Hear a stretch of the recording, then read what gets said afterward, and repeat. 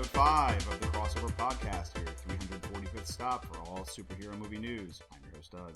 And I'm Matt. This week on the podcast, we're going to talk about some director news for both Marvel and DC. We're going to go over some comments that Kevin Feige made at the Ultron release this week. We have some TV news, some DC news, and then we are going to go over the Age of Ultron release. You can reach us at thecrossoverpodcast@gmail.com, or you can find us on Facebook and YouTube, and like and subscribe. Just search for the Crossover Podcast. Today we decided Age of Ultron came out this past Friday, which is weird. Yeah. A lot of stuff's been doing that. I bought a lot of albums recently that all came out on Fridays, which was really bizarre. Yeah. Maybe the industry changed and didn't tell me. But I guess they're trying to compete with movie theaters. I guess. Tuesday used to be the day for all this kind of stuff. Yeah. You know when a Marvel DVD won't come out on a Friday? When a Marvel movie opens that weekend. That's true. But yeah, so Age of Ultron came out this week, and so we will be revisiting Age of Ultron. Yes, re-review. Re-review. But first, let's talk some director news. Sure. And we'll begin with our favorite whipping boy, Drew Goddard. This story is the best. Always the bridesmaid. This guy's screwed. Never the bride. So this week's Drew Goddard news I believe it comes to us from Collider again. Probably. They were talking with the release of The Martian. Drew Goddard wrote The Martian. Right. Yeah, he wrote the screenplay. He wrote the screenplay for The Martian, and it came out that Drew Goddard was also up for the director job for The Martian, but turned it down so he could do the Spider-Man movie. And then he didn't get offered the Spider-Man movie. So once again, he was in line to be the showrunner for Daredevil. Quit because he wanted to make Sinister Six. That was never a movie. Yeah. So now he's in line for The Martian. He quits for a now Spider-Man movie that doesn't become a movie that he is going to direct. But then he said that when they came to him and asked him if he had an idea for Spider-Man, he's like, nope. Yeah, that was what he said last. That was the last week's interview. Shit. Yeah. Now it comes out that he was up for The Martian, and he turned it down, thinking he was going to get the job, but a job where he didn't have an idea for the movie. Instead, The Martian becomes Ridley Scott's comeback movie. Yeah. And as we discussed on the Hodgepodge podcast. Yes. Which very good movie. Will probably be posted around the same time as this. Around the same time. Depends on how long it takes me to edit both. Yeah, so, Drew Goddard should just change his middle name to Wah Wah. Sorry, Drew. Maybe he'll go direct X-Men after Bryan Singer goes to direct 20,000 Leagues Under the Sea. Maybe. You know what he's not going to direct? Spider-Man. You know what else he's not going to direct? The Thor 3. Thor That's right. Ragnarok. Was he even in the running for that? Probably. We'll find out later. They offered him Thor Ragnarok, and he was like, no, I want to do the Spider-Man sequel. I want to do the Spider-Man I want to do the Spider-Man stop action claymation movie that I have in my head. Dirt. Yeah. Drew, we just want to let you know that movie's never happening. Nor any of the other movies in your head. Yeah. Drew, just take the next job that comes to you. That's our friendly bit of advice. Hey, do you want to direct this Star Wars movie? No, Spider-Man! Spider-Man needs me. Yeah. I want to make sure I get a ticket to the Spider-Man movie that somebody else is directing. All right. Sorry, Drew. Yeah. You're still a good guy. We're cheering for you.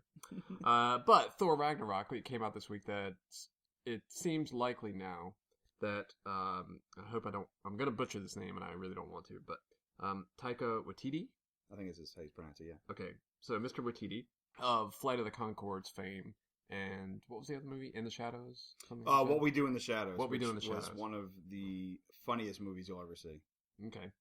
I've never seen it, so he is the writing partner with Jermaine Clement of Flight of the Conchords. Okay, and they work together a lot. Jermaine Clement was in What We Do in the Shadows, and I'm actually now if he does end up directing, I'm hoping Jermaine Clement ends up in Thor 3 because that'd be awesome. I don't know what he would be in Thor 3. Maybe he can be Fandral. We could just go 3 for 3. Why not? On different fan draws. What was the that's like Kitty Pryde in the X-Men movies. Like she was like a background character in the first two, and then finally they got Ellen Page like, oh, you have lines, you have to be in this now. You have to be an actress now. You have to be an actress now. So he is supposedly in final negotiations for Thor Ragnarok. That's this cool. has happened before with the Thor movie. Yes. Patty this Jenkins. has happened, with a lot of stuff. Lately a lot of movies have... And not just Marvel. No, Wonder Woman has had a problem as well. And I thought there was something else for DC too, but maybe. I can't remember. I can't either. But anyway... their first movie hasn't even come out yet, technically. I mean, Man of Steel, yes, is connected to the universe, but Batman Superman is really their launching pad. Yeah, pretty much. So, yeah, Patty Jenkins with Thor 2, she had the job, and then they broke it off for creative differences, is what they said. I think she wanted to have a tiger sidekick for Thor. She did. She wanted to have a tiger. She was also on the Wonder Woman movie. And also she wanted to have a tiger sidekick. Parted ways for creative differences. Tiger sidekick. She just wants the damn spider.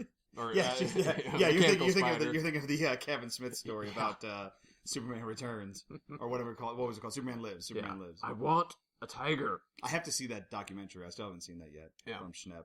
I got to see that. So anyway, this would be big news. Because it's apparently a good director. I don't know. I've only seen Flight of the Conchords. You have to see What We Do in the Shadows. Okay. Dirty A's got that. Another director coming from a comedy background that is being asked to direct a non-comedic movie. Same with the Russos. They came from a comedy background, and they were asked to direct The Winter Soldier, which is most definitely not a comedy. No, it's not. And it does have a lot of banter in it, which is good. Yeah, but it's banter that fits the story. As we will get to with Age of Ultron. Yes, we will get to Age of Ultron. But it's also the first person of color that Marvel will have for a director. Right. Which is big. That's good. Yeah. It's interesting. It's not interesting according choice. to Matt Damon. Right. It doesn't matter who's behind the camera, according to Matt Damon. Yeah. Well, he can do no wrong right now. Women, gays, and Matt Damon. Women, gays, and blacks need not apply. The Project Greenlight, apparently. My biggest beef with the Thor franchise so far has been that I think they've lacked a director who really loves the Thor character, who gets the Thor character and who can sort of give us a Thor movie that a lot of Thor fans want. And Alan Taylor was definitely not the person for that job. No. Kenneth Branagh is a good director, and he did a good job with the family aspect of Thor. And the Shakespearean Thor 1. stuff. The Shakespearean stuff is what he's known for, so that's what, no surprise, that's what he did best in that movie. Does mother know that you have stolen her drapes? Yeah. But what he did not get right was the action. Right. And he did not get, I don't think, Thor's powers right. Yeah, I mean, Waititi, he's an interesting choice. He's definitely out of left field. Nobody had this. But you also have to look at who else they were looking at. They were looking at like Ruben Fleischer, who directed Zombieland. Yeah, and I think there was, I forget who the other person was. But it was another comedy director known for comedy. It's gonna be, they're gonna make Thor, Loki, and then they'll bring in Jermaine Clement as the third character, and they'll be like the Three Stooges basically. Yeah. It's gonna be awesome. I can't wait. It's gonna be slapstick. End of times. It's Thor, Loki, and Jane Foster. It's gonna be. It's gonna be This Is the End. Thor, exactly, right. Thor version. Right, exactly. How embarrassing. Yeah, so the franchise needs a lot of help, I think. Thor definitely does, yeah. Thor's the weakest one. It's going to start with the writers. I mean, the director is important, of course. That's more about the look of the movie, what they get out of the actors. But the writing is what I want to see improve. With Marvel, it is the writers, because Marvel runs their movies like a TV show. Mm-hmm. And we talked about this before, and TV is very much a writer's medium. And Kevin Feige is basically the showrunner for Marvel, and he picks his directors and says, "Make this movie, do as I say," and then they go and make the movie. And some they come out really, really great, like Winter Soldier, and some of them come out just okay. Yeah. And like Ant-Man. Well, I think they've sort of got house writers now with Marcus McFeely. And those guys are writing all the movies now. Yeah, they're pretty. After Winter Soldier, they're writing everything. They probably just didn't have time to write Ragnarok, so they got he had something. Christopher Yost. He's a comic book writer. Yeah, I think he's helping writing with Thor 3 See, writing. to me though, that's interesting, but I don't know, because I'm kind of almost like, isn't that what the creative committee was for? I mean, like, to keep things on track and make sure everything like fits together and all that kind of stuff. It was, but it's not going to be. That's supposedly what it was all about. I don't know. I think Feige had a lot more to do with that than the creative committee did. I don't know. But supposedly the breaking up of the creative committee is going to do away with a lot of the things that Marvel was being criticized for. So we'll see. We'll see. Yeah. But I mean, Yost is a good writer. He wrote a lot of Earth's Mightiest Heroes. Oh, okay, cool. So he's got the chops. That's right. Oh, that's right. That's what I did read about him. He was like a TV writer and stuff like that. And he did work on that, and then he broke. Yeah. And then he did reversed it, and then he broke into comics. Yeah, and Earth's Mightiest Heroes I loved. Yeah. That's true. That's true. So I'm interested. And actually, that makes sense. Actually, it'll be interesting to see if we cross-reference to see if he did the episode, like the two-parter. Or was it 2 or 3 parts? For like, Thor? At the end of the first season. Oh, yeah. To see if I think he did. And so that would work. I think he did. That would work. God, those were some really good episodes. Yeah. Granted, they can't do that in Thor Ragnarok, but right. I think he shows enough knowledge of the Asgardian lore, because it was all about Asgard those last 2 episodes. So, and it's funny, they were sort of building up to Ragnarok in season 2 before that Jeff Loeb unceremoniously canceled the show in favor of Avengers Assemble, which is not as good. I have to wonder, though, if that was totally his call. That might have been more. Loeb? Yeah, that might have been more, I think, the company itself coming down, because they probably wanted something that was closer to the movie. Yeah, I mean, the world, Earth's Mightiest Heroes was a great cartoon, but it was definitely rooted in the comic books. Whereas that one that's on now, is it still on? I guess I think it is. I mean, it has all the characters from the movie, and that's about it. Yeah, and then they threw Falcon in there too, because like he'll be in Captain America too. Yeah. So they threw him in too. So I wouldn't totally just blame him for that, because if you're going to blame him for that, then you also have to say, "Good job on getting that Netflix deal, buddy." You know, so I mean, you got to take it with the good and the bad. But I bet that was some kind of like synergy thing from corporate saying. Maybe so. Because they did that for like Transformers. Mm-hmm. Like they had all those Transformers cartoons that like were pretty decent, and all of a sudden they're like, "Oh, this movie's a hit. Oh, get rid of all these other guys and just make it these core people that are in the new movie." Yeah. And kind of make them look like the movie characters. Okay, thanks, bye. So it's like... I just bemoan the absence of Earth's Mightiest Heroes on TV now. It was such a good show. It was the it's closest, easily the best Marvel cartoon. It's the closest thing that they had to the Warner Brothers animation universe. That's the closest thing they had. Yeah, I put it on par with a lot of the Justice League stuff. I still love the Justice League cartoons. They're still great. But we all know that Batman the Animated Series is the best one of all. Oh, that's a lie. No, it's not. It's the best. Superman was good too, with Tim Daly. Yeah, actually saw Tim Daly in some commercial for.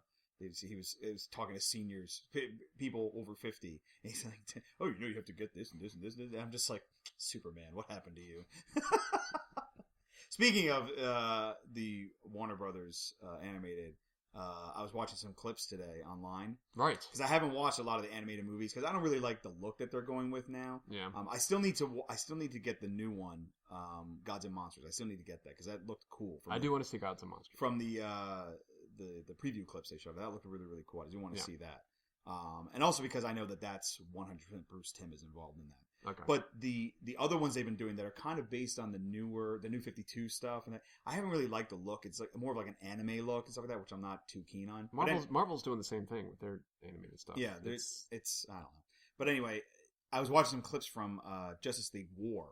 Mm-hmm. And that was based on the first New 52 Jim Lee, Jeff Johns Justice League arc, which I think I said on the Hodgepodge several episodes ago, many moons ago, that I was like, if they were going to make a Justice League movie, this should be it. Because, oh, right, yeah, because it's like it's the whole thing self-contained. The team forms. It's perfect. It's perfect. It felt like it was written to be turned into a movie. Yes, so anyway, I was watching clips from the animated movie, and I think it was PG-13. That thing was like hyper violent. Like I'm like watching this, I'm like, this would be R if it was a live action movie. I'm like, they're getting away with so much stuff in this thing. Yeah, because it's animated. They're getting away with everything. I was like, oh my god, it's not real violence. right? It's not real because they're bleeding green and they're kind of sort of half robots. But she totally chopped his head off and Wonder Woman totally stuck her sword in Darkseid's eye and he's bleeding out of his eye. PG-13. I was like, holy crap! Yeah. Basically, what that means is I have to go get Justice League War and watch it in full. Netflix, I'm coming. Well, speaking of DC, side note, sorry. Directors, some news this week about George Miller. There was, I think Snyder is one of the ones that first commented on this about how much he wanted George Miller to direct a DC movie. I think it came out of just like people were like, it just came out of a story that he was talking to DC. Yeah. Snyder may have said that, but I think he was talking. Maybe to that DC. was it. The story came out that he was talking to DC, and then somebody asked Snyder about it. And he's like, "Yeah, I want to, because Mad Max is Warner Brothers, right? Yeah, it is. So that's why. And he almost directed the Justice League. Yes, he did before Iron Man. That's right, because Arnie, what's his face was Batman. Armie Hammer was Batman, Armie Hammer. And the guy who I think he was the guy who played Flint in G.I. Joe 2 was Superman, I think. DJ Controna. One of the women in Mad Max Fury Road was Wonder Woman. Yeah, she was. It was the it's the one that in the they desert, met up right? with in the desert. Yeah. She could look the part. She looked definitely looked the part. Yep. But I like Gal Gadot. I think Gal Gadot looks good. But anyway. Okay. I digress. So Miller came out this week and confirmed that he had meetings with DC, but right. he also says he's not directing any movies for them. Yeah. He said he wants. In fact, his next movie will not involve any stunts whatsoever. He says, which doesn't bode well for a Mad Max sequel. No, it doesn't. Unless he's planning on doing an introspective Mad Max movie. It's going to be a romance. Everything. I remember the world before the fall. Everything was smooth. Not like here. Sand. It's coarse and it gets everywhere. Oh, God. Will you stop it? Mad Max is Anakin Skywalker. Yeah. Good job, Tom Hardy. But yeah, they were talking about he was going to direct. The rumor he's going to direct Man of Steel 2. Yes. The actual official Superman sequel. And but now Snyder is saying that Batman vs. Superman is essentially Man of Steel 2. That's true. He did say that. So it's interesting. It's whatever. Yeah. And in the end, it would be nice to have George Miller direct. But if the guy doesn't want to do it, he's like, I don't want to see it. Yeah. To be honest, and here's the thing. It's like, and it's so funny because like when you go online, you go to the comment sections and stuff like that, and people are like, it is Man of Steel 2. It's not Man of Steel 2. It's like, who gives a shit? Mm-hmm. It's like, they're never going to call it Man of Steel 2. No. They'll, whatever the next solo Superman movie is, they'll call it something else. Yeah. Like, maybe they'll call it Superman, or maybe they'll call it, Last Son of Krypton or something. They'll call it something else like they did with the Batman movies. So it's like, they're not gonna, that Nolan kind of set that standard. So it's like, they're never gonna call it just something 2. And even Marvel's gotten into, the only one they did it was Iron Man. Mm-hmm. They did Iron Man 2 and that was it. And then Iron Man 3. But all the other ones have been, Captain America had its own title and Thor, same thing. So, and even, Guardians of the Galaxy is going to be Volume 2 to play off the soundtrack thing. So some more Marvel directing news. This one's on TV though. We'll get to some TV news later. But Jessica Jones coming up on November 20th. Yes. Apparently, Orange is the New Black director S.J. Clarkson directed the first 2 episodes of Jessica Jones. Yeah, which is good. Yeah. I'm really excited to see the series. I can't wait. This is just more good news. It says here she'll also serve as an executive producer on the premiere episode. I don't know though that she's going to be like Drew Goddard was supposed to be on the Daredevil series, where he was like the showrunner. I don't think she's. They already have. I think they already have. Yeah. Wait, is it her? I don't know. I don't think it's her. I forget what the woman's name is. There is somebody else is the showrunner. It might be her. I remember there's a woman who is the showrunner on there. Mm-hmm. I can't remember her name I can't pull out of my ass right now. My phone's over there. But, sorry. Which is a code name for your phone. Yeah. Right. Anyway, that's something to look forward to. We're only about a little over a month away. God. Yeah, and there's still no trailer yet. Yeah, still no real trailer yet. Right. But anyway. But they want people to watch it.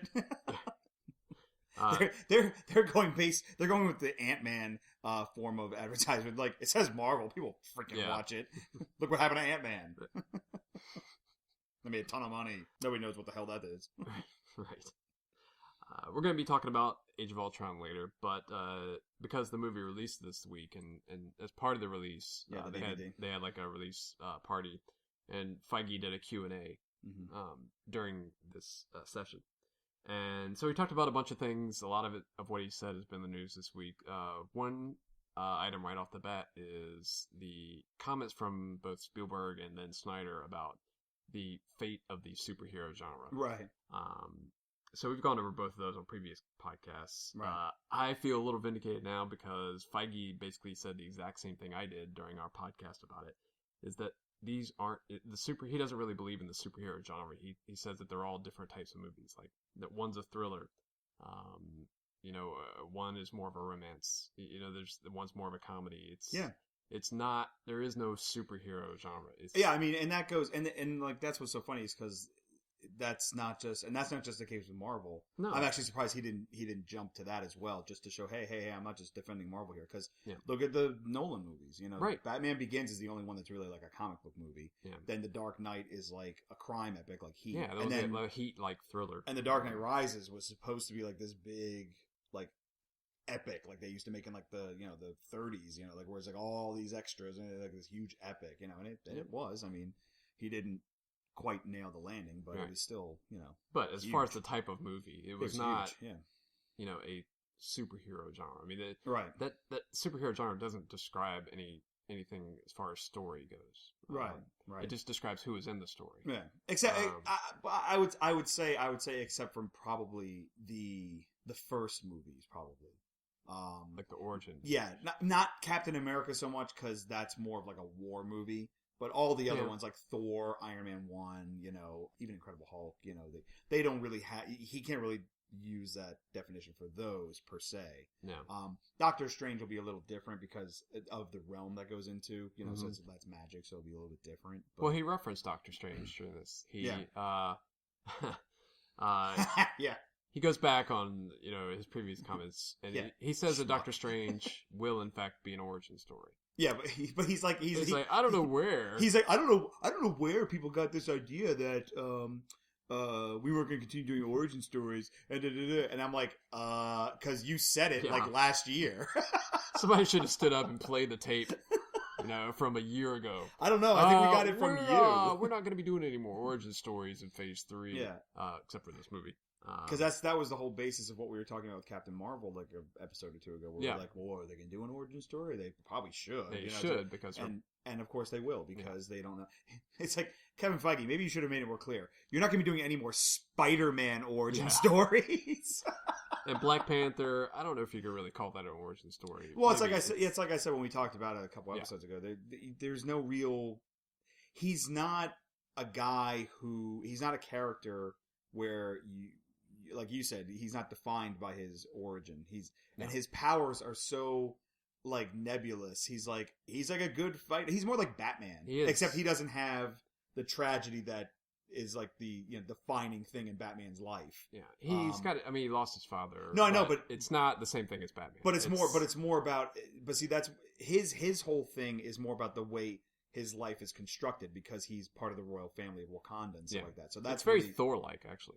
It's a little bit. He's like the whole royal. It's more grounded Thor, probably. So, I mean, because the only thing that's really super fantastic with Black Panther is obviously the vibranium. Yeah, the vibranium is the key to him. Yeah. He's like a mashup actually of like Thor and Batman. He's got the powers of Batman and the sort of family problems the royal thing with Thor. Right. But the thing that makes sense is the vibranium. That's what sets him apart. I'm thinking about that. I don't even know who's writing the script for Black Panther. Do we even know? We don't have writers for him yet. They might want to get somebody honestly from like Game of Thrones to write that screenplay. Oh Jesus! The last Game of Thrones connection to Marvel was Alan Taylor. Yeah, I know, but that's because he's like the director. But but because they deal with a lot of that stuff, like the machinations and the royal machinations and stuff like that. It could work. It could work. Those guys are a little busy though. They probably they're I'm not saying. Well, no, I'm not saying it would be D.B. Weiss and Benioff. But maybe like they've got other writers that work for them. They could get somebody to do that. But maybe I'm sure Marvel will go with their. It'll be Marcus McFeely and Hey, let's get these two doofy white guys to write Black Panther. It'll be great.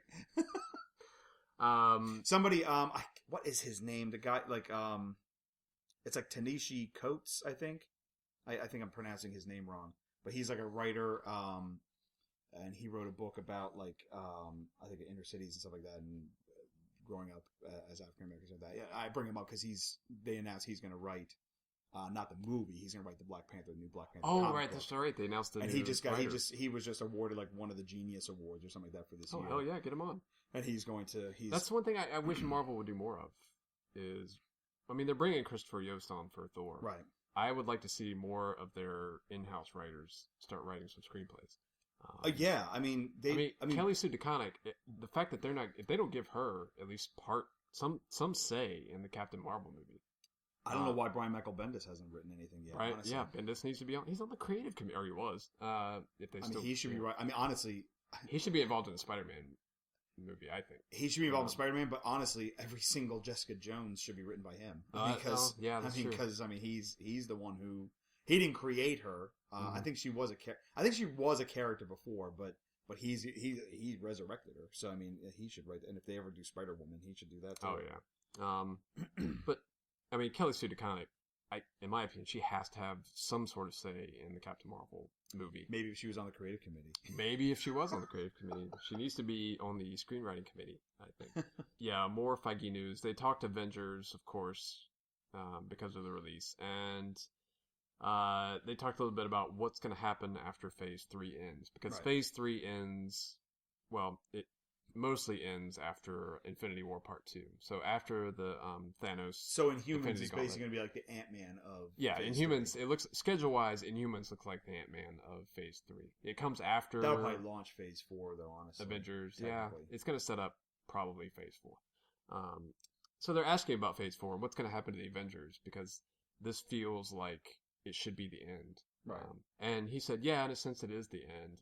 Infinity War is kind of the culmination of this sort of trilogy, really, of Avengers movies. Right. And he says that after Infinity War, the Avengers, as we know them, will no longer exist. Which, if you're a comic book fan, a Marvel comic book fan, that means nothing. That should not surprise you at all.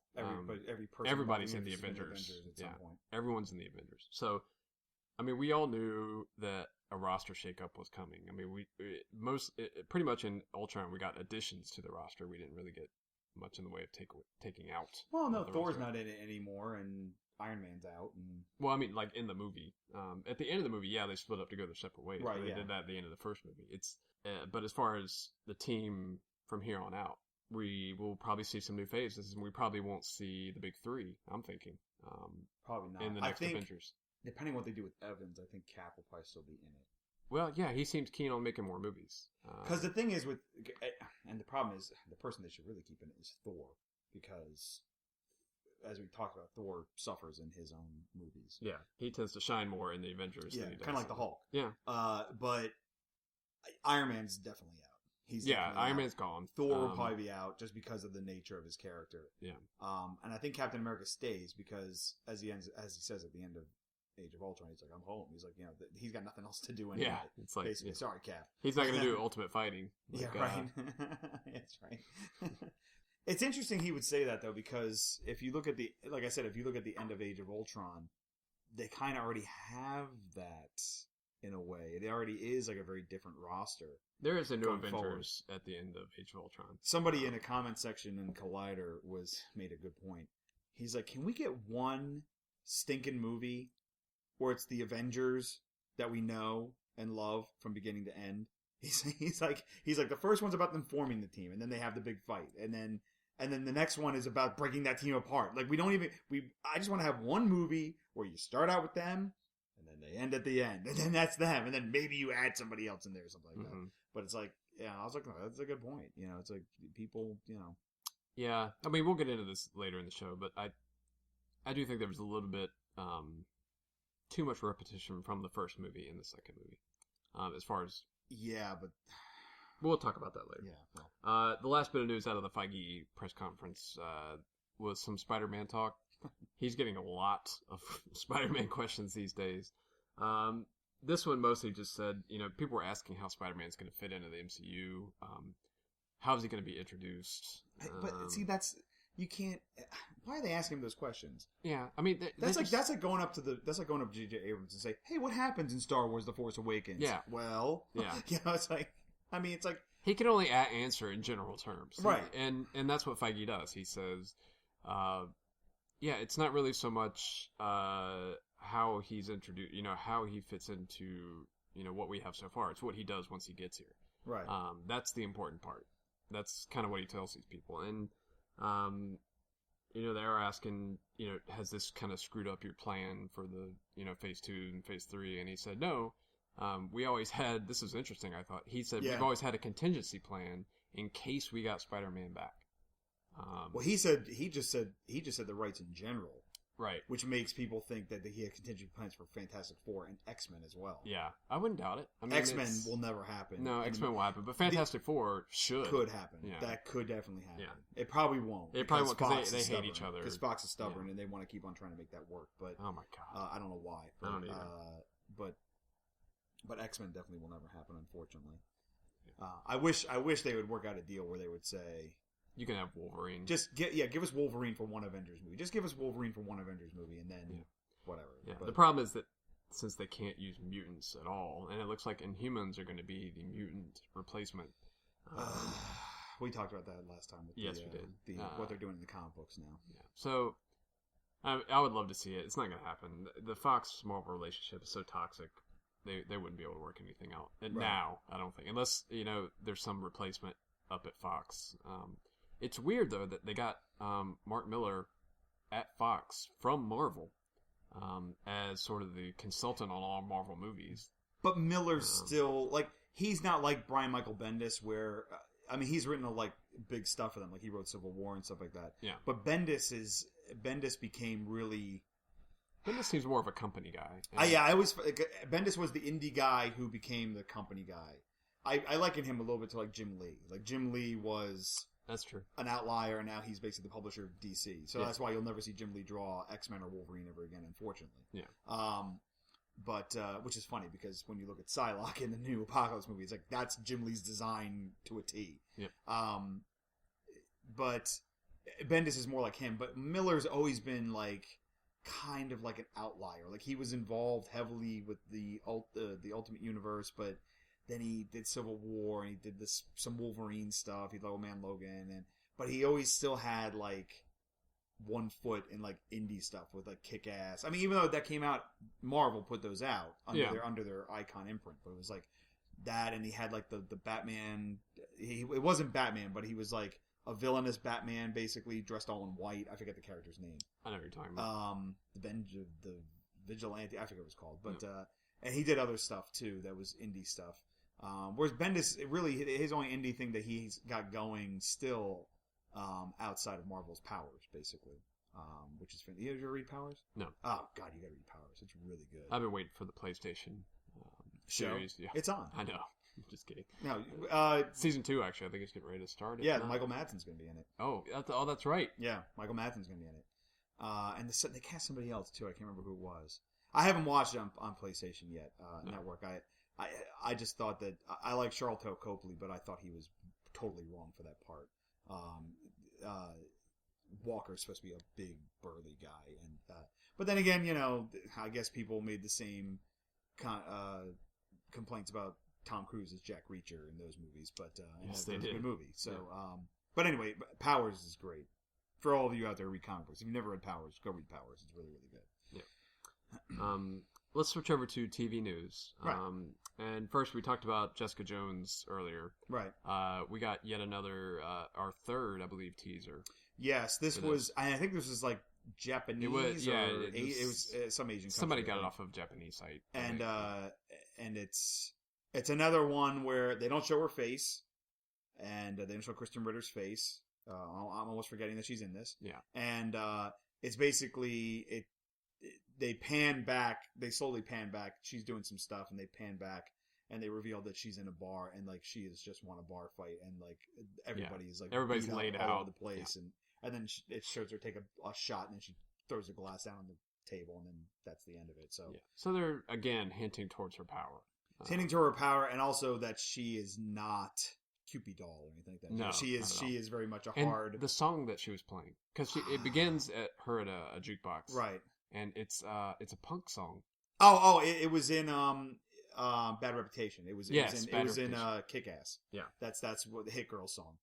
So that fits her to a T. It's basically just to set up that she is not your typical Marvel hero. Yeah. And to be totally honest, as we'll get to in our discussion of Age of Ultron, maybe a little bit more towards where Black Widow should be. Right. Yeah, we'll talk about her. HBO talk.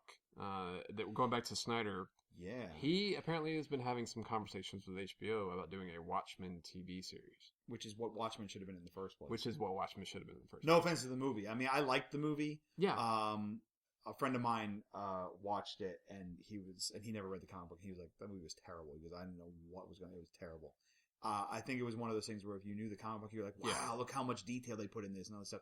Whereas if you didn't read the comic book, you're like, there's a lot of blue dong in this show. Every comic reader pretty much says, this is one of those things where you have to read it. If you're going to be a comic reader, you have to have read the story. And the Watchmen comic is fantastic. Yeah. But it is dense. Yes. And it is long. Yes. It was 12 issues. Yeah. It was 12 issues long, and each one delves into the character's backstory. And in the movie, which was only maybe 2.5 hours, maybe. Yeah. The director's cut maybe 3 hours. Yes. I mean, it was a long movie, but you can only fit so much in. You can only do so much, and they really. And I always thought, and I think I may have said that at the time when it came out. I said to friends of mine, I'm like, they should have put this on HBO and made it like a maxi series, and that's it. Yeah. I don't know a lot of details about this talk that he had with HBO, so I don't know if this was like an ongoing series that he wanted or just a mini series, like an 8-show mini series. I hope it's the 8-show mini series. I hope it's just like you and I were talking about. It's not the Watchmen prequels that they put out recently. Before Watchmen. Yeah, before Watchmen. We hope it's not that. Yeah. I would love to see a telling of the Watchmen story. Don't do 8, do 12, do the whole thing. Yeah, but from beginning to end with time to breathe. Give it room to breathe and go into more details with the characters and the story. I think it would be outstanding. I can't wait. I hope. True. It would be good. Yeah, I hope that comes true. This isn't superhero news, by the way, but speaking of HBO, there's a lot of stuff coming out of Westworld. That show's going to be effed up. It's going to be nuts. I cannot wait. Yeah. I cannot wait for that. Last bit of news. There came out this week that Marvel has given the green light for a damage control pilot on ABC. Didn't they talk about that earlier? But they were calling it something else, right? And then didn't we say, that sounds like damage control, the comic book? Yeah, we did. Yeah. I don't remember what the conversation was about. I forget what it was called, but it was something. It was called something else. And so now when they revealed this, I was like, weren't they making something else that was supposed to be damage control, but it was different? I don't know. They're confused. Whatever. So now it's official. Damage control is at least going to be a pilot. They don't know if they're going to pick it up yet. So for those of you who don't know, damage control tells the story of the people that clean up after superhero fights. Basically, it was a comic. It was a Marvel comic because some people online were like, "Oh, I had this idea" or something like that. It's like, no, it was a comic book in like 1989 or something like that. Like it's been around for a while. Yeah, it was not a giant hit or anything, but it's kind of a cult. Yeah, it's a cult. Yeah, it's a cult following, cult classic, but it was very much a comedy. It was very much a comedy. Yes, and that's they are going to keep that for the show. It's going to be a comedy. I don't think this is going to be a long running thing. I think it was more of a short, kind of a Peggy Carter, Agent Carter type of deal. But so yeah, we will probably be seeing this on ABC soon. ABC's gonna not be all HBO. Marvel, Marvel and Shonda Rhimes shows, and that's all it's gonna be. And the Muppets. Last bit of news before we get to Age of Ultron. Batman v Superman got a rating. Yes. This week, and to everyone's surprise, it is PG-13. But Doug, why? Why is it PG-13? Because there's some sensuality. There's fantasy violence and some sensuality. Oh my god! Oh no! Nudity. Before we started the episode, I asked you if Iron Man had gotten the same type of thing, but I think that was before they started putting all these long descriptions in the ratings. Because I remember my brother-in-law, we took the kids to go see Iron Man, and he was like, "What? My word!" When Leslie Bibb was basically half naked in Robert Downey Jr.'s bed. crawling out of his bed and all that stuff. And my brother-in-law was like, "Yeah, nice. It's PG-13." Which led to one of my favorite lines ever from Pepper Potts. Yeah, I took out the trash. And he's like, "Oh, I take out the trash. You're still doing Tony's laundry." And sometimes I take out the trash. Sometimes I even take out the trash. There's a rumor that we were looking up to confirm if she was in Iron Man 3 or not, and she's not. But there's a rumor that she will be in Civil War. Yeah. Which would be cool. It would be cool. Because that's what I like. That's what I like about the Marvel. Like, they bring, like, Gary Shandling. They brought him back. And Sitwell's in all these episodes, all these movies. And one of the guys from the end of Winter Soldier shows up in Age of Ultron. He now works for the S.H.I.E.L.D. helicarrier. Right.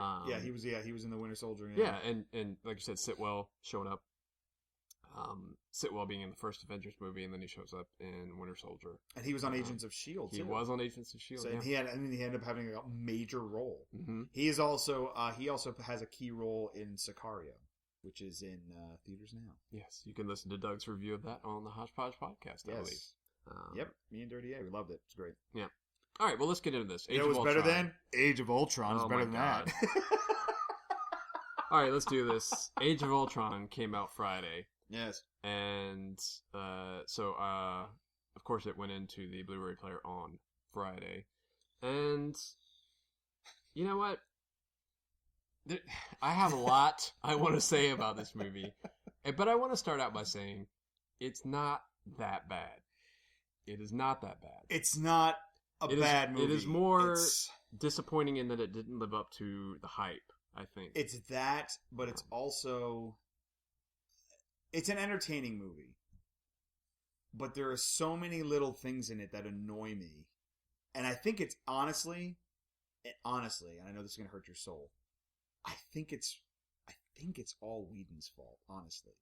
Stuff that he did with the characters that I'm just like, And we've talked, and the number one thing for me that bothers me in that movie, besides the fact that everything felt completely rushed.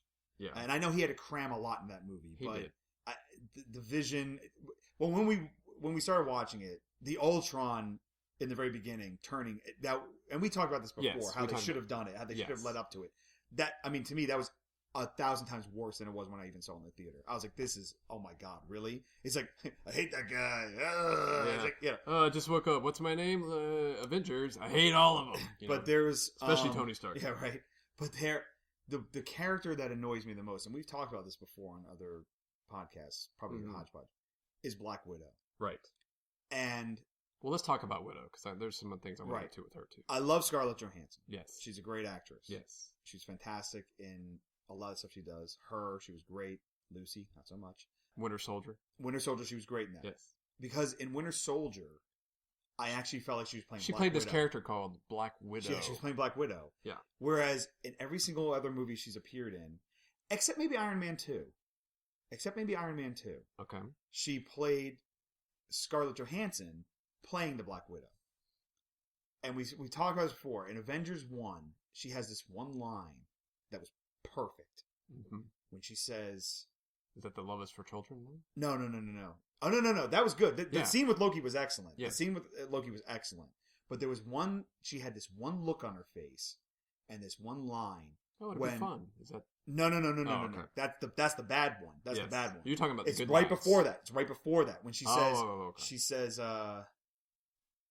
He says, like, "Oh, how are you going to get up to the tower?" She goes, "I got to ride." And the way the look on her, I was like, "That's Black Widow." Yeah. And then a minute he goes, and then Cap goes, "Are you sure about that?" She goes, "Oh, yeah, it'll be fun." I'm like, and that's Scarlett Johansson. Yeah. And I think it's actually Joss Whedon. That line is Joss Whedon. The line before that was Black Widow. And she does it all. And I loved her. I loved her in the part when they first introduce her in the movie, when she's fighting the Russians and stuff like that. Yeah. But she's never played as Russian ever. No. This is a Russian girl. Even when she was in the flashback scenes in Age of Ultron, she has no accent. This is a Russian girl. She was, I mean, granted, they can't really do KGB because of the time difference, where we are in the world now. But she was a KGB agent. According to the comic books, they do start them young because there was a comic in the late 80s or early 90s. Late 80s, early 90s.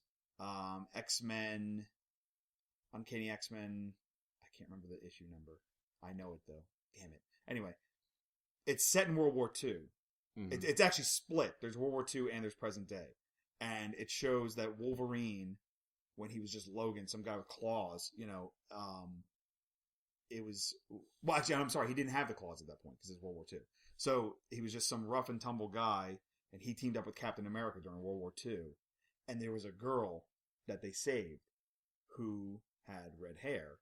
And then later, in the present day story, it's Wolverine working with Black Widow. And that was Black Widow.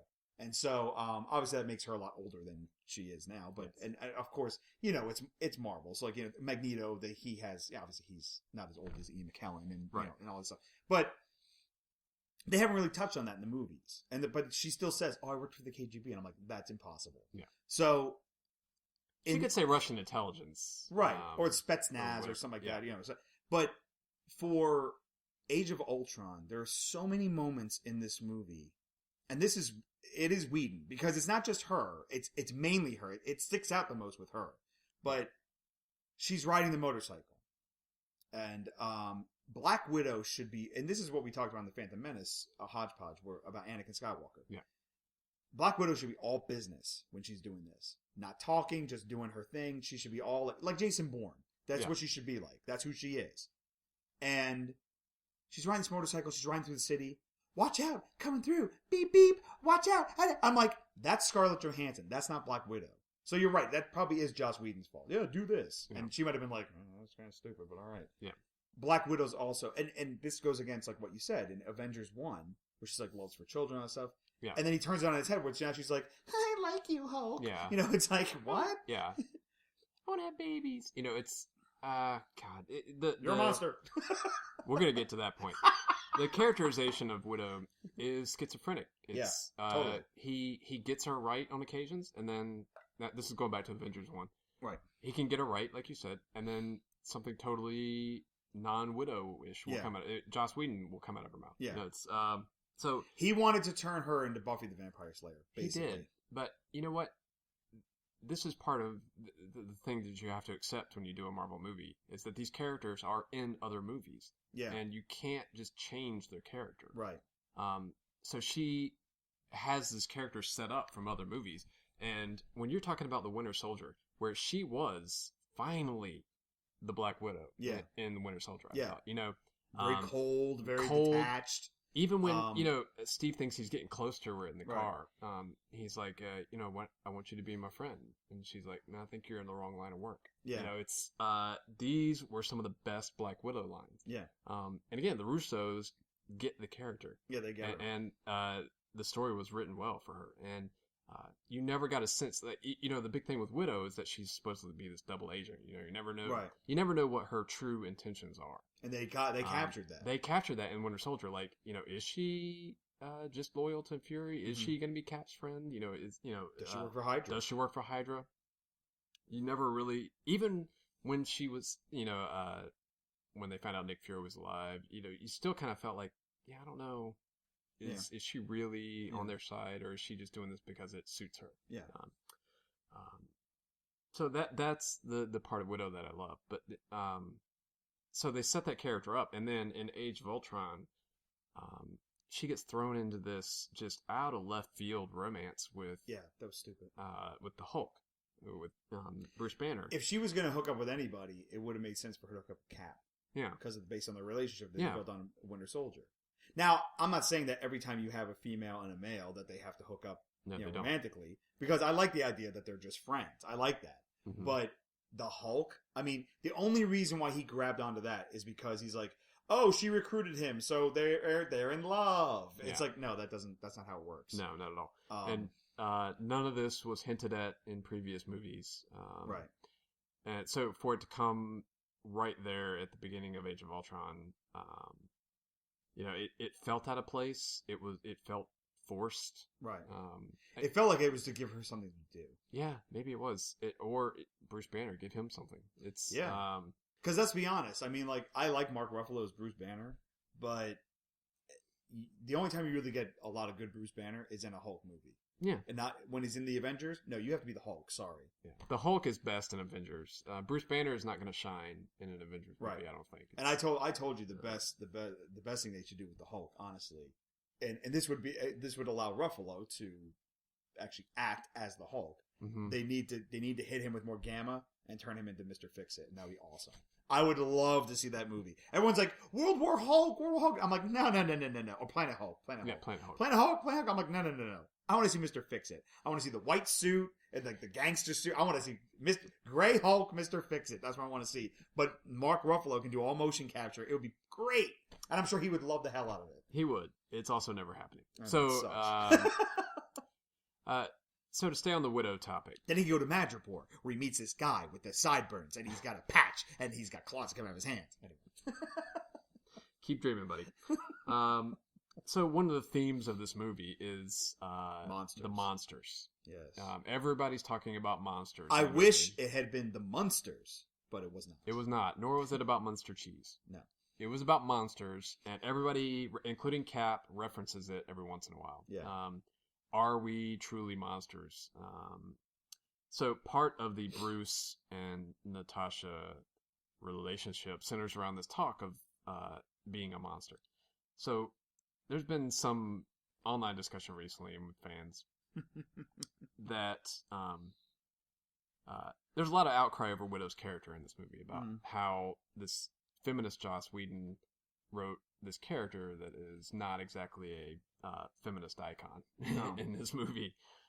So he's caught a lot of slack for that. He's still burned from Wonder Woman. Yeah. Not getting made. I think deservedly so. What one thing, though, that he's taken a lot of crap for is this idea that Black Widow is a monster because she can't have kids.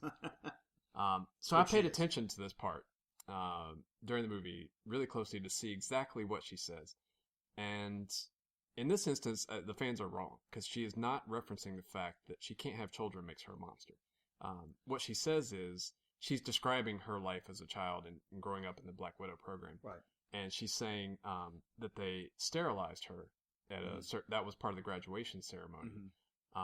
And that the reason they did it was to, take away any possibility of her caring for something more than the mission. Right. So it left her with the feeling of, it was easier for her to take a life. Right. If she had nothing to live for. Right. And so her point was, she's like, and then after that she says, now who's the monster? Right. So the point was that the fact that she basically had all of her feelings taken away from her. Right. And she's left to be this cold killer. Right. That's the part that is the monster. You're going to hate me when I say this. I am going to hate you. You're going to hate me. But you know what that's... The misperception, you know what that is also similar to? What? It's Attack of the Clones. Because when they're sitting there and he talks about the sand and stuff like that... Yeah. He doesn't... Everyone thought he said, not like you, yourself. That's not what he said in the movie. That's not what he said. So a lot of people are like, I mean, the line's still stupid. But it's like... But it's not what people thought it was. It's not what they thought they heard. Like, he was talking more about, like... here it's so nice and beautiful, and my planet fucking sucks. You know what I'm saying? It's all crap. I'll take you there someday and murder people while you're waiting for me. But I'll kill a whole tribe of women and children, and then we'll fall in love. It'll be great. But that's that whole misperception that the fans have. That's what it reminds me of the most, is because that was a big flashpoint. People are like, oh my god. Yeah. But there are legitimate criticisms of the Black Widow character. Oh yeah, for sure. In this movie, it's like I said, Joss Whedon, and I think, not to pat myself on the back, I think I hit on the head right there. Right. He's trying to make that Buffy the Vampire Slayer movie that he can't make. So he's like, I'll make her Buffy the Vampire Slayer. Done. Yeah, so it was disappointing to see her take a step back after Winter Soldier. God. And it was a so step good back. in that movie. And that's the thing. She had funny lines in that movie. Yeah, but she it was fit very her character. But yeah, she was very sarcastic and very stuff like that. Yeah. I never looked at her and said, "Okay, ScarJo." Yeah. Like I was like, "Okay, she's Natasha. That's cool." Yeah. Like I love the part when they kick on Steve when they kick Will off the roof, and she goes, "What about that girl?" And oh yeah, with the nose ring. Yeah, I'm not ready for that. I'm not ready for that. That's great. Yeah, she was great in that movie. Hey guys, I'm looking for the Smithsonian. I'm looking for an old relic. Funny. So last week on the podcast, we talked about villains. Yes. And the reason we talked about villains was because of Ultron's release this week. And the criticism we had of Ultron was that he's one of those forgettable villains, and it was disappointing. Oh, yeah. And watching it again, it's still disappointing. He's very, it's like you said, he's not scary. And it's because they let too much of James Spader come through. And Whedon wrote him as like a quippy villain. Ultron should not be a quippy villain. No. Ultron should be a cold AI that just says, this is the way it needs to be. Sorry. You know, it's like, but he's like, now he tried to explain it away because he tried to make it clear that he has inherited some of Tony Stark's mannerisms and stuff like that. And that's fine. Which is a little callback to the comics origin where he was based off the brainwaves of Hank Pym, who was crazy. Right. But the thing is that it doesn't work. When you have a robot character, and granted, he's like this super AI, and he's self-aware, but he's not like Data on Star Trek, who's trying to be more human. No. He is above humanity. Yeah, his whole complaint is that humanity has not evolved. So while it's funny when he cuts off Andy Serkis's arm, and he's like, "Ooh, I'm sure that'll be okay." That's a funny line, but it doesn't make him a scary villain. It makes him a joke, basically. But, the look of Ultron was scary in parts. The way that they used lighting with his eyes. That's one of the parts, actually, is when he slices off Claw's arm. Right. Claw, that's his name. Claw. Ulysses Claw. Yeah, right. Who we'll probably see in the Black Panther movie. Probably. With one less arm. With one less arm. He'll have his little sonic... Ooh, maybe he'll have a vibranium arm. Well, he'll have that sonic weapon for his arm. That's right. Yeah, that's right. The look of Ultron in that scene is really menacing. But, the stuff coming out of his mouth... Yeah. Not menacing at all. No, he's not. And later, when Widow is in the cell, and he's saying, good one, you got me. But then he breaks apart his old body and he shows the new form. Right. And he looks kind of scary there again with the eyes and the lighting. It looks really cool. But he's just not. It's not a scary performance. The thing for me about Ultron too, and about his look, I wish they had gone more with the classic comic book look. I didn't like his eyes that much. Like he had almost like human eyes, and I didn't like that. I wanted more of those jagged eyes with the jagged mouth. Where he looks like a... I'm not a fan of the frozen pumpkin look. I think that's what Whedon called it, or somebody did. Right. But it's... I did want him to be scary looking. There's a... I forget which Ultron story it is. It's a recent sort of drawing of Ultron where he's got 6 eyes. Oh, okay. He's still got the sort of the mouth, the classic mouth looking thing, but he's got these 6 eyes that kind of like spider looking eyes. And as his body actually looks like the body that was in Age of Ultron. But his face looked really scary. Yeah. That could have been cool. The first time they showed Ultron, in the teaser way back when, a year or so ago, before they proceeded to give away the whole movie before it came out. Through clips and stuff like that. I wish they would have kept a lot of it under wraps. But it took me a while to get used to the eyes and to get used to the face. But I actually grew to like it a lot. The thing I wasn't so sure about was the teeth they gave him. They gave him metal teeth, like actual teeth. That was a little weird looking, but the eyes, the way that they actually got the antennas on the side of his face to look kind of cool.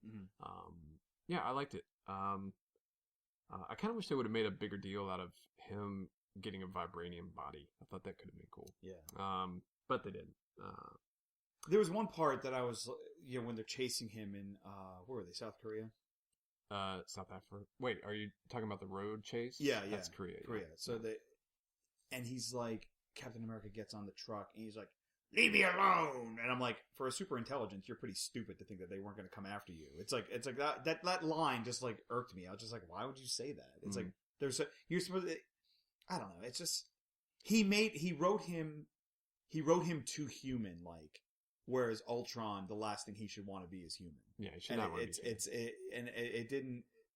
They didn't do a good enough job laying the base for this character. No, God, no. And it in the end, he comes off way too jokey. Yeah. Even when, he's fighting, I don't get the sense that he should, like in the cartoon, we talked about Earth's Mightiest Heroes before, the Ultron shows, that was, they actually laid the base for Ultron over multiple shows. Right, yeah. And from the very beginning, almost. Yeah. And then, because they were the sentries that were watching, the prison. Right. And then they learned through fighting with the Avengers what, this violence is. Mm-hmm. And so, it was just so well done. And you saw the reason why Ultron hates the Avengers so much. And then there was a 2-part episode where they actually fought Ultron. Right. And he actually did a lot of the things that I think they should have done in this movie, which is show how scary it should be for something like this to be out in the open, because he can be anywhere at any time. Right, yeah. He doesn't have to be in a physical body. Right. He can be in your electronics. He could be anywhere. Right. And to eradicate him would be nearly impossible. Right. So they sort of skirted past that in this movie. They turned it into the first movie. Yeah. We have to destroy every single thing of him, just like the first movie was like, let's rip off the Phantom Menace and blow up the command ship, and now all these guys are dead. Even though they're not robots. So yeah, it was. Even Whedon admits that was a really cheap way to get out of the end of that movie. But you know what? That's something we talked about before with Avengers, is that and I'm pretty sure I wrote it in my review when I reviewed it back in 2012 when it came out. I said, where do they go from here? It's like the Avengers have already come together to fight an alien invasion. I'm like, and then at the end you say, oh, well, Thanos is around the corner. I'm like, well, you just defeated an alien invasion. Where the hell do you go from here? It's like, apparently it's robot invasion, So it's like, I think they need, to be honest, the villain they need to, and unfortunately they're not going to do this because they're going to do Thanos next with the Infinity War, which is fine. We'll see how they do it. But they really need to fight. I think they need to fight Kang the Conqueror. I think that would be a fresh, different approach. It would also open up a lot of different stuff as well. Yeah, Kang would be cool. I think you're probably going to see him as maybe Phase 4. Maybe. Because Feige's already said they're not going to do time travel anytime soon. Which is where you would see Kang. Yeah. So Kang would be cool. Whedon's comments before Ultron came out was that this movie was going to be more personal. And he didn't want it to be as big as the first movie. And look what he got. And at the end of this movie, I would say not only is it big, it is, I think, a little bit bigger. No, he only meant that they won't be fighting in New York City. They'll be fighting in some small town in Eastern Europe. Sokovia. Sokovia. Well, let's talk about some of the differences from the first movie, and that is the characters that have been added. Yes. First being the twins. Yes. Quicksilver and the lovers. Scarlet Witch. The lovers. The very close twins. Apparently close. Apparently he read Ultimates Volume 3. Yes, he did. You know who else is in that who's not in this? Wolverine. God damn it. Yeah, so Quicksilver and Scarlet Witch, they make their appearance right in the first scene of the movie. Yes. The opening battle scene with the Hydra base. You didn't see that coming? Which is funny, it was pointed out in, not How It Should Have Ended, but, honest trailers for Age of Ultron. They were like, they didn't come together when... in Thor 2, when the universe is about to be destroyed, the Avengers didn't assemble. In Iron Man, or in the Winter Soldier, when S.H.I.E.L.D. falls and the world's about to be taken over by Hydra, the Avengers didn't assemble. But when a small band of Hydra, refugees or whatever, are hiding out in Eastern Europe, the Avengers get together and beat the shit out of them. It's a good point. Yeah. It's a good point.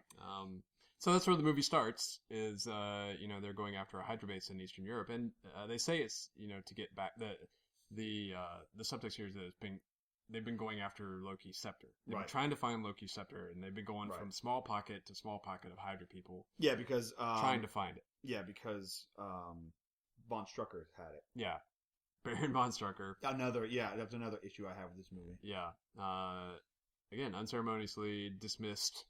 I know. In this movie.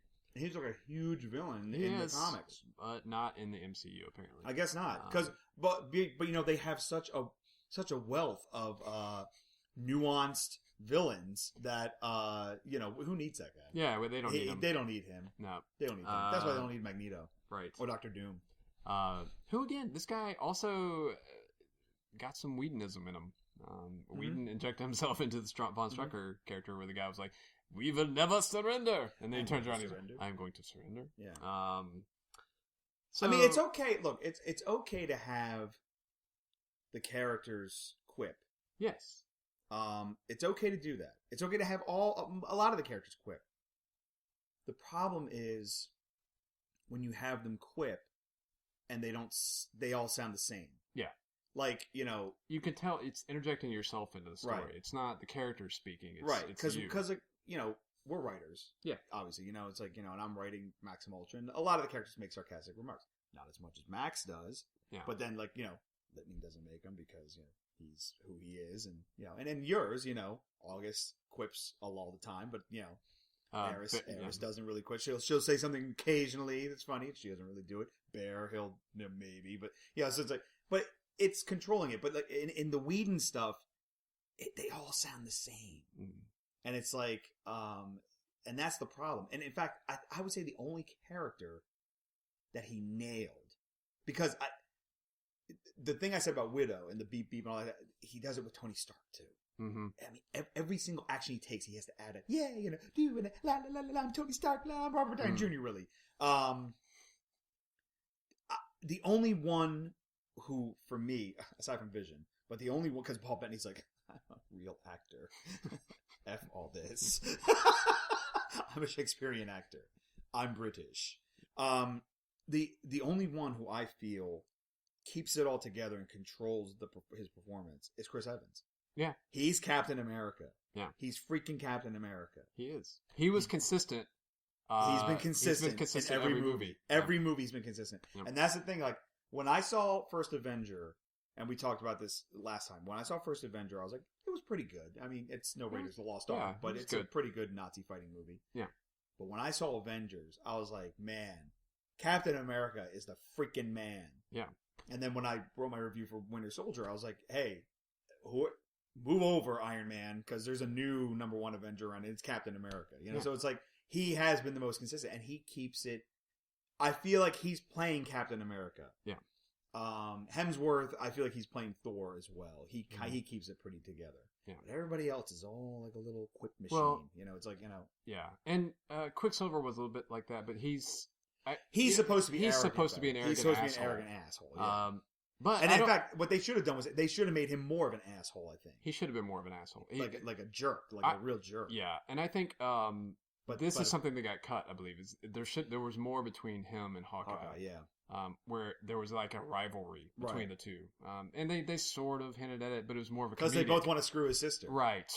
No, but it was hinted at. But it was more in jokes with Hawkeye throughout. He was like, oh, that little but I think it started out in either early drafts or something got cut in the movie where it was like they hated each other. Yeah. And then through the course of the movie, they learned to work together, and then there's the tragic ending to their new friendship. But, one character that I think also survived the Whedonisms in this movie is Scarlet Witch. Yeah. She did not show any of that. No, she didn't. She didn't. So I thought she was excellent. Yeah, she was really good. Movie. And, I don't know how you felt about this scene, but, man, it is so sad when Quicksilver dies. I mean... What spoiler alert? No, yeah, sorry.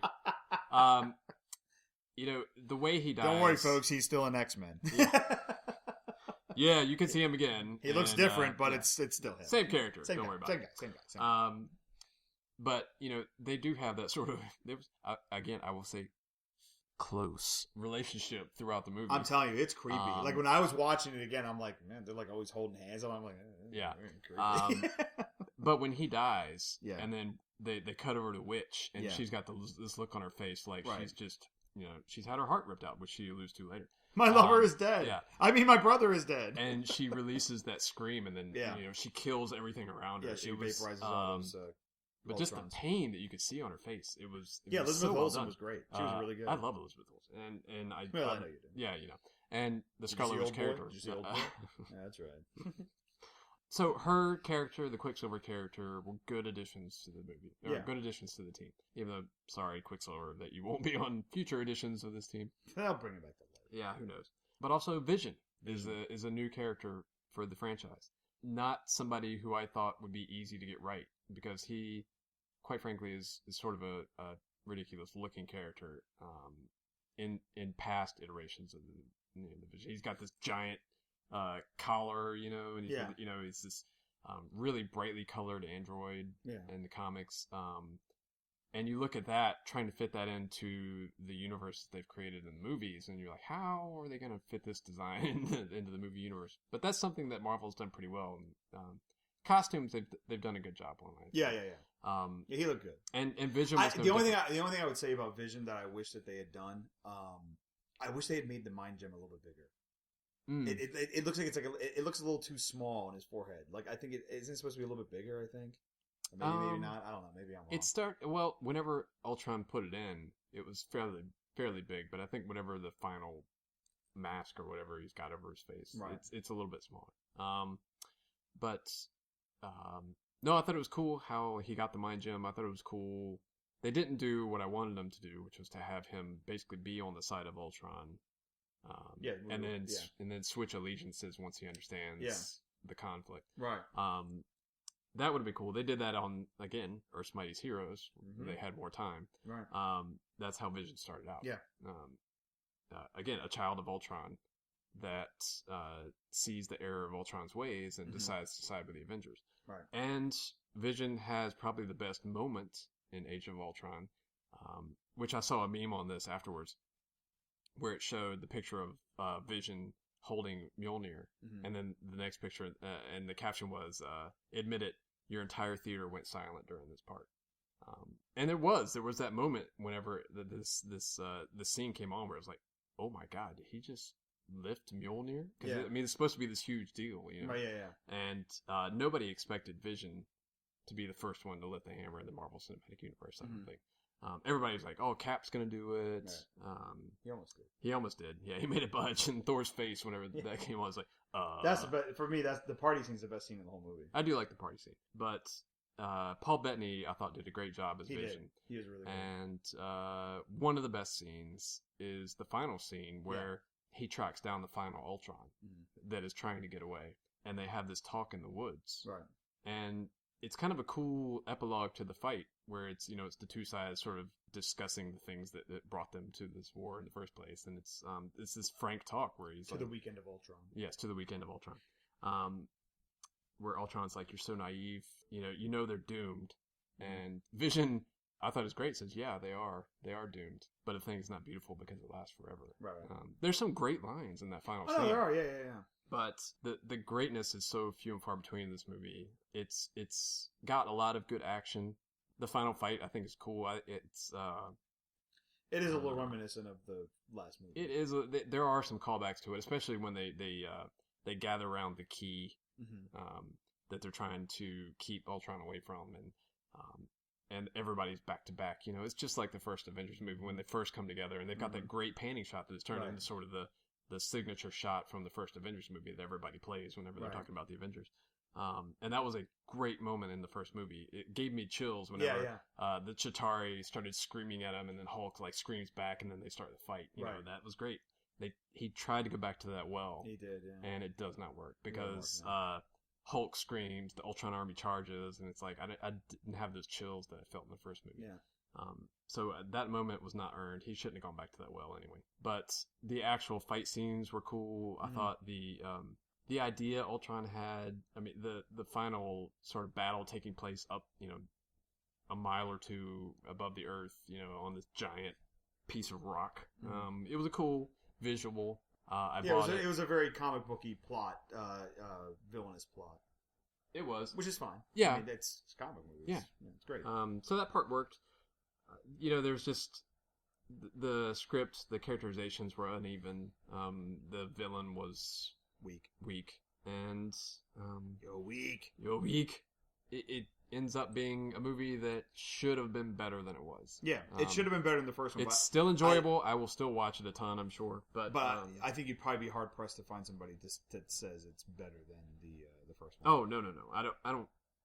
Yeah, I've not seen a lot of people saying that the second one was better than the first. I don't think you'll find anybody really saying that. But it's, in my eyes, it reminded me a lot of Dark Knight Rises, where you've got the Dark Knight, which is one of the best comic book movies ever made.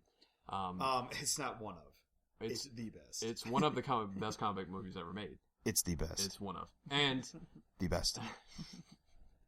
Top two. Easy. Top two. It's actually the top one. So you've got that movie, and then you followed up with The Dark Knight Rises. And it's really unfair to The Dark Knight Rises to come after The Dark Knight. Let's be honest. The follow-up to The Dark Knight is Inception. Which is fantastic. I mean, it's a great movie. But The Dark Knight was just so good and so well done. Yeah. Everything clicked. The writing, the characterization, the Dark Knight Rises. Yeah, The Dark Knight Rises was a thankless job. Yeah, especially for Tom Hardy. Yeah, poor Tom Hardy. He does his best in that movie. It's just, it's not the best of roles. And it's not a Batman story, as you've pointed out, times before. It's more of a Superman story. It is more of a Superman story. But that level of threat is more of a Superman threat. The problem with that movie is that they tried to cram too many Batman canon stories into it when they should have just stuck with... Like, they wanted to do their version of The Dark Knight Returns, and when all they really should have done is Nightfall and No Man's Land. Yeah. But when they try and cram in The Dark Knight Returns, it didn't work. Yeah, Nightfall kind of took, like, third position in this movie, I thought. It was way more Once Dark he broke Knight his Returns. back and then he healed himself, that was it. And it was more No Man's Land. The backbreaking was like, it just sort of happened. There was no... Yeah. I didn't like... My thing about The Dark Knight Rises, I didn't like how... I didn't mind Bruce Wayne being a recluse. Rachel died, of course he would be a recluse. But what I envisioned is that he would go more into Batman, and he would be Batman all the time. Yeah. And I was so looking forward to him actually fighting the cops and then him and Gordon like meeting on the side and I was so looking forward to that. And it's just like I was so disappointed. Well, they set that up at the end of Dark Knight. It's exactly. Like, that he was going to be fighting cops and shit like that. And then I had this whole cool idea for Batman 3 because like that movie and The Dark Knight and X-Men 2 are the two comic book movies that I loved so much that I actually came up with like ideas like what will happen in the next movie, and I was like concrete ideas of like what would happen, and I envisioned for the third Batman movie, I envisioned Catwoman in it, but I also envisioned either Ra's al Ghul coming back, or it would be Talia al Ghul, and then there would be like this weird romantic thing where like Batman is like in love with Catwoman, but Bruce Wayne is in love with Talia al Ghul, and it would be like this weird thing going on. And it's like, and then possibly you have Ra's al Ghul come back at the end, or possibly you maybe bring Riddler into it or something like that.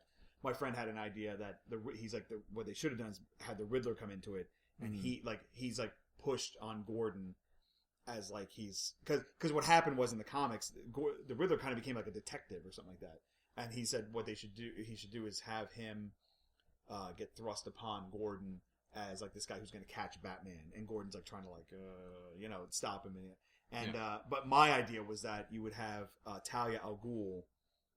She gives him a different identity like she does in The Dark Knight Rises, but you would have what the hell is his name?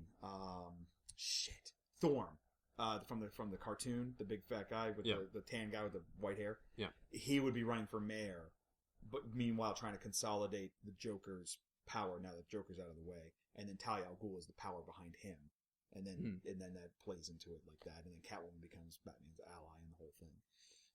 That would be cool. It would have given Catwoman a more reason to be in it. Yeah, I mean, I envisioned like the whole opening scene because like how like they have how they had in the beginning of Batman Begins, they had like the bats flying by and they forms the bat, and then they had the fire with the thing. I had something it was going to be like red because it was yellow, blue, and I was going to make it red, and then it was going to cut onto Catwoman like running over like you follow her on like a job to like break into a safe and stuff like that. And it was pretty cool. But, yeah. If I do say so myself. But Warner Brothers never called me, unfortunately. It's weird. No, but I thought Dark Knight Rises had a villain problem in that there were too many. Yeah. But Catwoman was technically a villain, but she was also like his ally. So it was, it was. But I think my feeling with that movie has always been that you take one of those three out and you have a better movie. I don't care which one it is. Yeah. Bane and Talia could have been a good combination. Yeah. Talia and Catwoman could have been a good combination. Yeah. Bane and Catwoman. But to have all three in the same movie, it was too much. It was too much. It was too much, and it's kind of like Age of Ultron, like you said. It's too much crammed into one movie, and that's been kind of Nolan's problem recently. After Inception, his movies just get longer and longer and bigger, and it's just like, dude, it's getting too much. Like Interstellar was the same thing. There was just too much in Interstellar. Yeah, it needs to scale back. I mean, it's, we get the. Probably draw to create something huge. But Whedon was saying before Ultron came out, he didn't want that to be the case. But then he just went ahead. He went ahead and did it. You didn't need the farm scene. You don't need anything with Hawkeye, honestly. And I know he felt bad. He did. He felt bad for what he did to Hawkeye. You didn't need to do that. You didn't need to do. I mean, he admitted that the only reason why the farm scene's in it is a red herring to make you think the Hawkeye's going to die.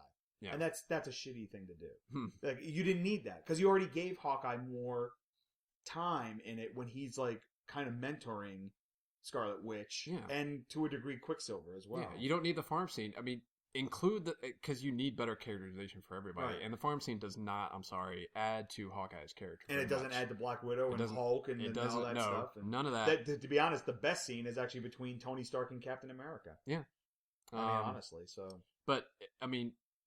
To make Hawkeye a better character, include the stuff with him and Quicksilver. That elevates them both. Right. Because then you get the characterization from both. Right. And, you don't force feed us this whole thing about Hawkeye having a secret family and, it's just... Where they should have gone, and this is where I thought they were going to go based on, like, the trailer, because obviously there was no hint of that in the trailer. No. I thought they were going to go to wherever Nick Fury was, like his safe house. Yeah. That's what they should have done, but whatever. But, we're all sort of backseat driving on this now. Which it always happens on movies that don't underperform necessarily, but they don't get the sort of reviews that you were expecting. Right. Like Dark Knight Rises did not get the reviews that I think they wanted. Age of Ultron did not get the reviews I think they wanted. Well, the other thing... So the fingers come pointing, it's and Man of Steel got this as well. Oh, yeah. Where it doesn't meet your expectations, so then the reviews sort of start pointing fingers at everything. Right. But if you take a step back and you sort of get rid of all that, the movie is still good. I mean, nobody's saying this is a bad movie. Yeah, it's the same thing as Dark Knight Rises. Yeah, I still watch Dark Knight Rises. I've watched it multiple times. Of course you do. Of course, Mr. Word. Gotham, on your feet. DJ, drop a beat. I still watch it because it's enjoyable, and I'm going to rewatch Age of Ultron because I like it. But I'm never going to say that it's better than Avengers. No. It's and not. To be honest, I really like Joss Whedon. I like him more as a writer than I like him as a director, I think. Mm-hmm. He's a little spotty. But, I like Serenity way more than I like Firefly. I was going to mention when we were talking about Ultron himself, Chiwetel Ejiofor's character is way scarier than Ultron. Yes. And he doesn't have a metal over a vibranium body and a pumpkin face. No, he's just a guy with a sword, and he's scary as shit in that movie. Yeah. So Whedon has it in him to write good villains. Ultron just wasn't one of them, which is weird because he was really hyped to write the Ultron character. And obviously the blame is going to fall on him because he's the writer-director, but at the same time, in a situation like this, that Marvel didn't give him the freedom that, say, a Chris Nolan has. Because WB was just like, go make us $1 billion. Thanks, Chris Nolan. We love you. Yeah. And Marvel was probably more like, yeah, but can you change that and change this and change that? So I don't completely blame Joss Whedon because I'm sure that there's some behind the scenes shenanigans going on. And now that the whole creative committee thing is in the past, and we have gotten rid of like Perlmutter or whatever. Maybe that would have benefited Whedon before Age of Ultron came out. Maybe. But I think it's good that we're going to get a break from him. Yeah. He's probably welcoming the break. Yeah. Honestly, I think he's gone on record as saying that Ultron almost killed him. The movie. Yeah. And the Russos are going to take over. Right. So we're going to see the Russos direct Infinity War. I hope they don't get burned down. Yeah, I hope they don't either. But given that there are two of them, maybe we have less of a chance. Okay. We're okay. And they're working with the writers that they like. The Russos like, the McFeely. So I'm looking forward to that. I'm looking forward to see what they do with Avengers, because they, I think they have maybe, we'll see, a better all-around feel for what each of these characters are supposed to be like. Mm-hmm. And they do a good job of characterization. I want to see them, Black Widow's going to be in Civil War. I can't wait to see the actual Black Widow again. Yeah. I think then they should swap with Zack Snyder, and they should do Justice League, and he should do Avengers. Oh! Okay, we have our scenario. That's just going to have to be the way it is. I think that's going to do it for the Crossover Podcast this week. Yes, it will. We went nice and long this week, but yes. We'll be back next week with more superhero news and reviews. Thanks for listening.